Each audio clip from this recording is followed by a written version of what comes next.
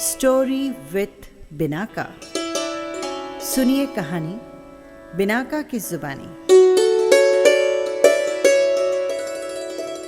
तो लीजिए, हाजिर है शिवानी की कहानी लाल हवेली।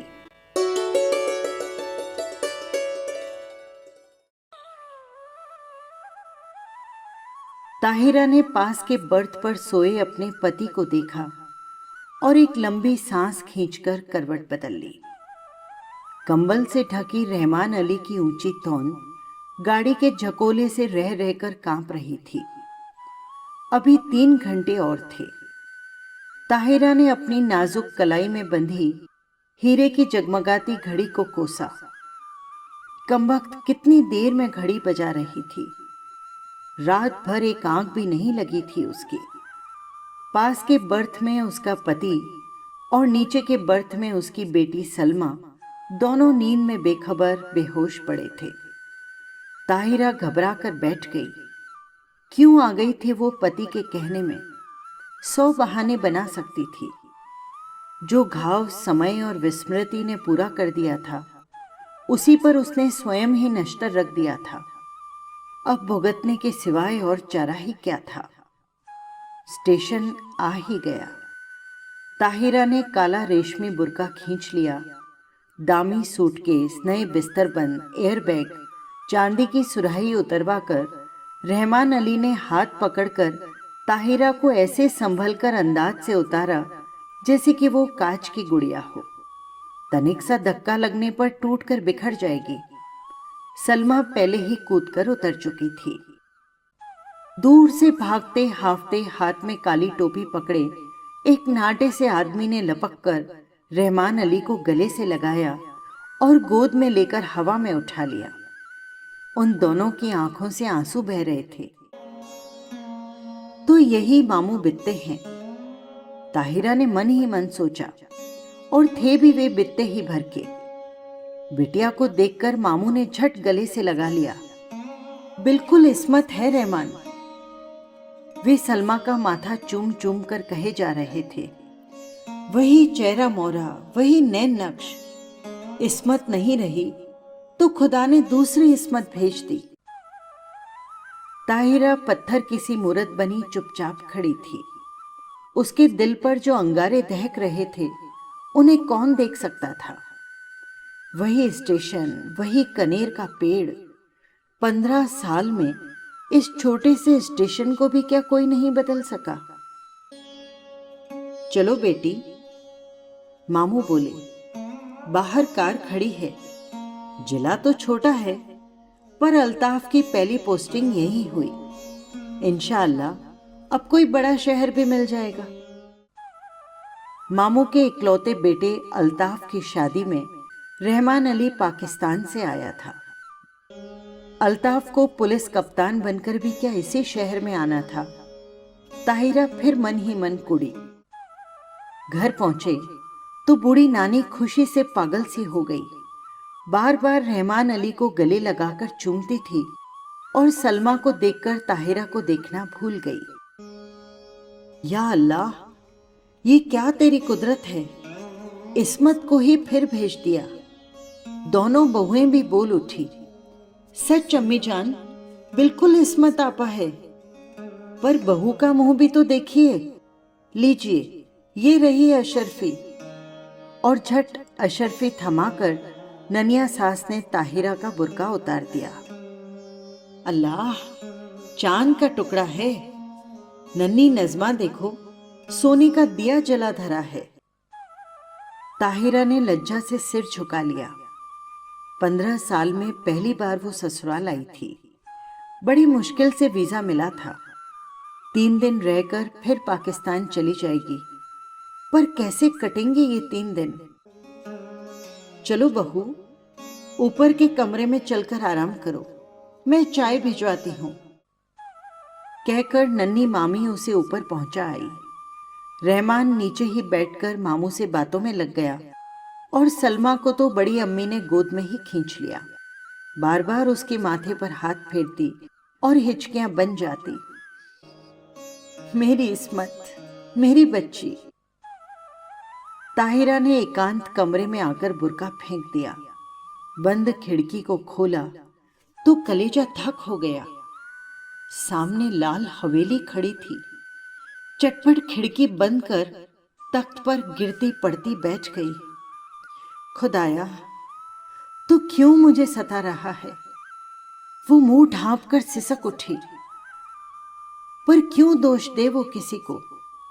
वो तो जान गई थी कि हिंदुस्तान के जिस शहर में उसे जाना है, वहां का एक एक कंकड़ उस पर पहाड़ सा टूटकर बिखरेगा। उसके नेक पति को क्या पता?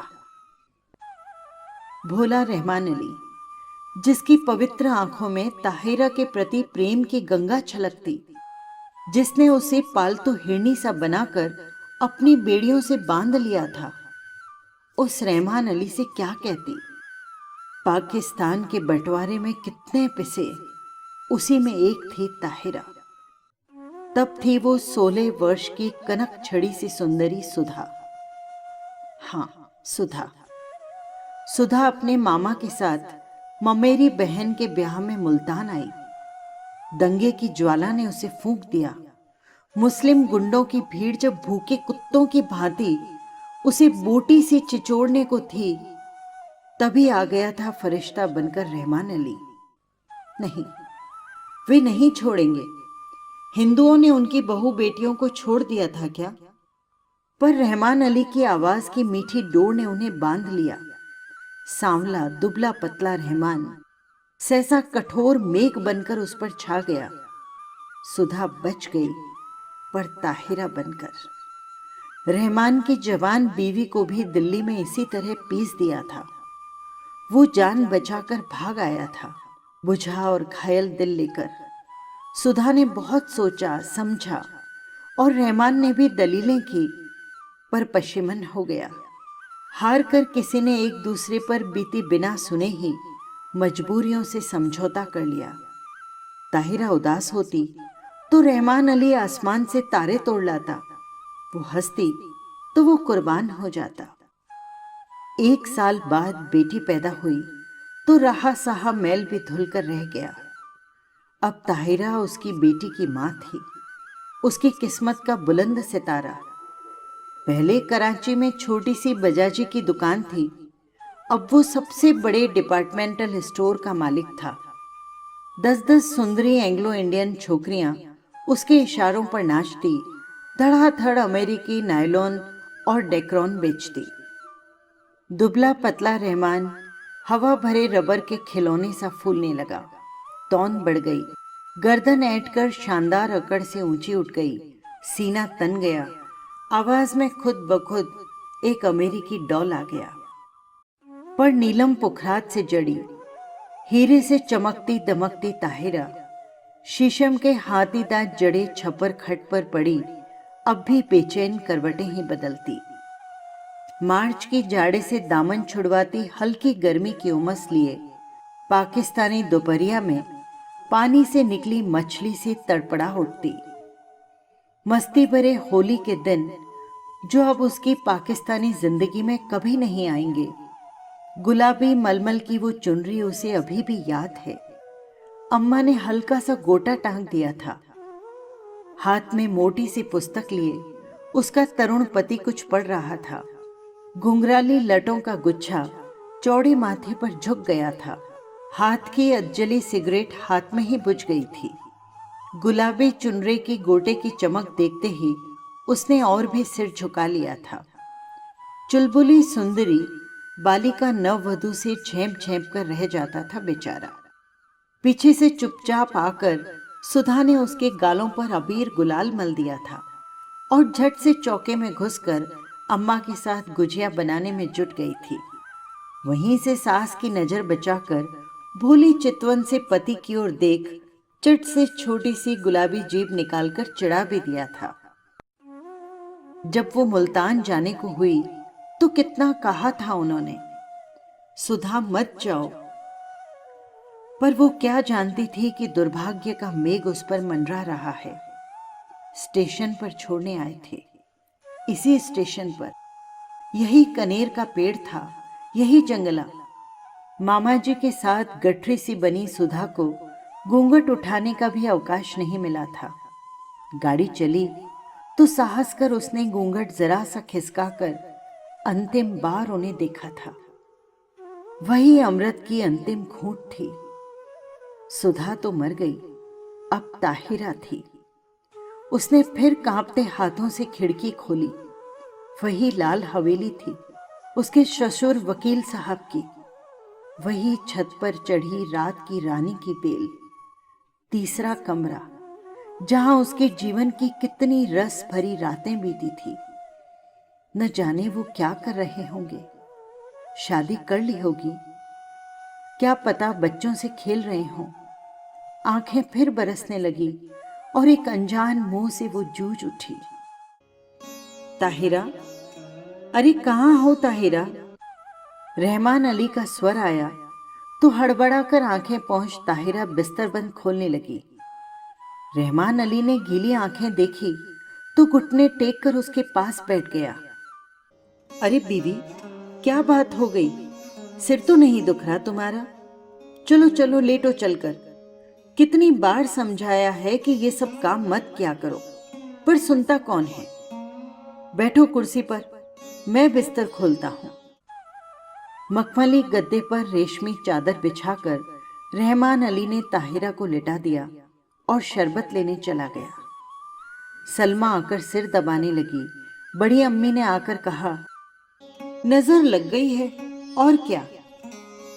नन्ही नजमा ने दहकते अंगारों पर चून और मिर्च से नजर उतारी। किसी ने कहा, दिल का दौरा पड़ गया, आंवले का मुरब्बा चटाकर देखो।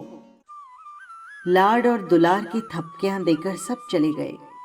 पास में लेटा रहमान अली खर्राटे भरने लगा तो दबे पैरों फिर खिड़की के पास वो जा खड़ी हुई। बहुत दिन से प्यासे को जैसे ठंडे पानी की झील मिल गई थी। पानी पी पी कर भी प्यास नहीं बुझ रही थी। तीसरी मंजिल पर रोशनी जल रही थी। उस घर में रात का खाना देर से ही निपटता था। फिर खाने के बाद दूध पीने की भी तो आदत थी। इतने साल गुजर गए फिर भी उसकी एक एक आदत उसे दो के पहाड़ी की तरह जुबानी याद थी। सुधा, सुधा कहाँ है तू? उसका हृदय उसे स्वयं धिक्कार उठा। तूने अपना गला क्यों नहीं घोट दिया? तू मर क्यों नहीं गई किसी कुएं में कूद कर? क्या पाकिस्तान के कुएं सूख गए थे? तूने धर्म छोड़ा पर संस्कार रह गए। प्रेम की धारा मोड़ दी पर बेड़ी नहीं कटी। हर तीज, होली, दिवाली तेरे कलेजे पर भाला भौंक कर निकल जाती है। हर ईद तुझे खुशी से क्यों नहीं भर देती है? आज सामने तेरे ससुराल की हवेली है, जा जा उनके चरणों में गिरकर अपने पाप धो ले। ताहिरा ने सिसकियां रोकने के लिए दुपट्टा मुंह में दबा लिया। रहमान अली ने करवट बदली और पलंग चरमराया। दबे पैर रखती ताहिरा फिर लेट गई। सुबह उठी तो शहनाइयां बज रही थी। रेशमी रंग बिरंगी गरारा कमीज, अबर की चमकते दुपट्टे, हिना और मोतियों की गमक से पूरा घर महक रहा था। पुलिस बैंड तैयार था। खाकी वर्दियां और लाल तुर्रम के साफे सूरज की किरणों से चमक रहे थे। बारात में घर की सब औरतें भी जाएंगी। एक बस में रेशमी चादर तानकर पर्दा खींच दिया गया था। लड़कियां बड़ी बड़ी सुरमेदार आंखों से नशा सा बिखेरती एक दूसरे पर गिरती पड़ती बस पर चढ़ रही थी। बड़ी बुढ़ियां पानदान समेटकर बड़े इत्मीनान से बैठने जा रही थी और पीछे पीछे ताहिरा काला बुर्का ओढ़कर ऐसे गुमसुम चली जा रही थी जैसे सुध-बुध खो बैठी हो। ऐसे ही एक सांझ को वो भी दुल्हन बनकर इसी शहर में आई थी। बस में सिमटी सिमटाई लाल चुनर से ढकी। आज था स्याह बुर्का जिसने उसका चेहरा ही नहीं पूरी पिछली जिंदगी अंधेरे में डुबोकर रख दी थी। अरे, किसी ने वकील साहब के यहाँ बुलावा भेजा या नहीं? बड़ी अम्मी बोली और ताहिरा के दिल पर नश्तर फिरा। दे दिया अम्मी, मामू जान बोले।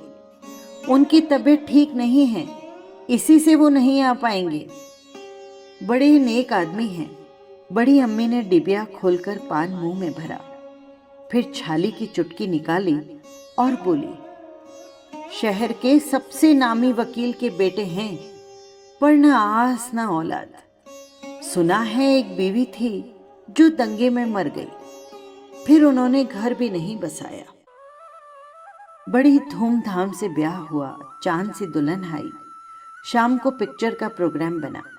नया जोड़ा, बड़ी अम्मी, लड़कियां, यहां तक कि घर की नौकरानियां भी बन ठन कर तैयार हो गई। पर ताहिरा नहीं गई। उसका सिर दुख रहा था। बेसिर पैर के मोहब्बत के गाने सुनने की ताकत उसमें नहीं थी। अकेले अंधेरे कमरे में वो चुपचाप पड़ी रहना चाहती थी।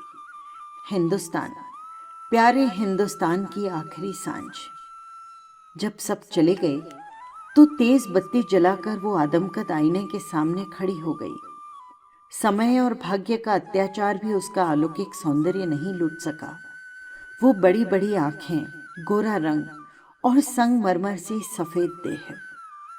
कौन कहेगा वो एक जवान बेटी की मां है। कहीं पर भी उसके पुष्ट यौवन ने समय से मुंह की नहीं खाई थी। कल वो सुबह 4 बजे चली जाएगी। जिस देवता ने उसके लिए सर्वस्व त्याग कर वैरागी का वेश धर लिया है, क्या एक बार भी उनके दर्शन नहीं मिलेंगे? किसी शैतान नटखट बालक की भांति उसकी आंखें चमकने लगी। झटपट बुर्खा ओढ़ वो बाहर निकल आई। पैरों में बिजली की गति आ गई, पर हवेली के पास आकर पसीना पसीना हो गई। पिछवाड़े की सीढ़ियां उसे याद थी, जो ठीक उनके कमरे की छोटी खिड़की के पास आकर रुकती थी। मगर एक एक पैर 10 मन का हो गया था। कलेजा फटकर मुंह को आ गया था। पर अब वो ताहिरा नहीं थी।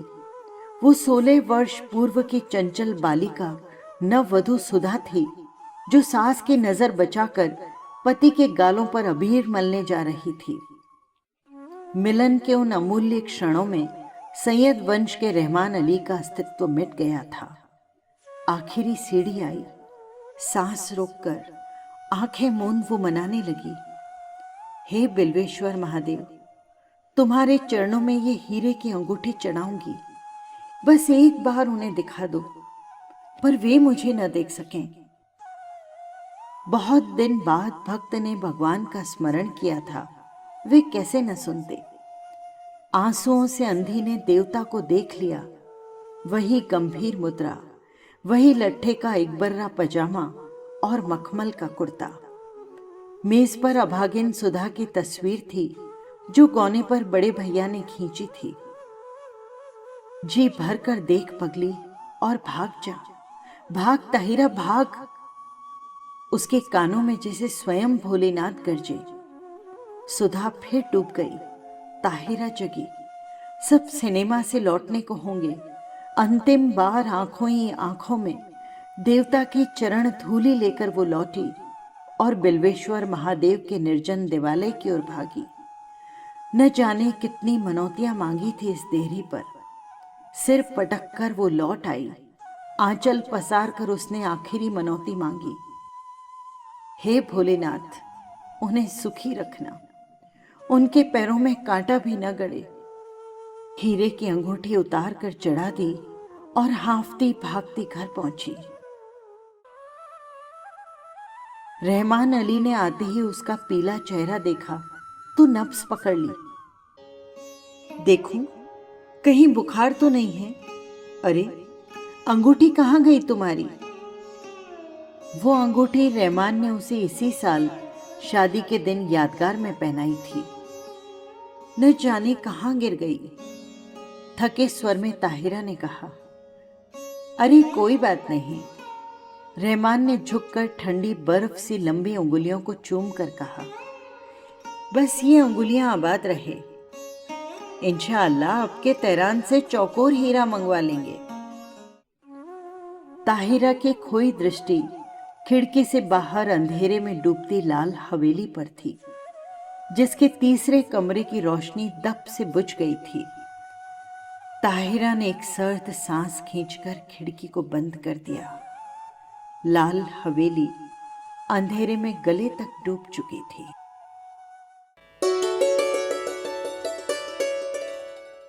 बस यही थी कहानी।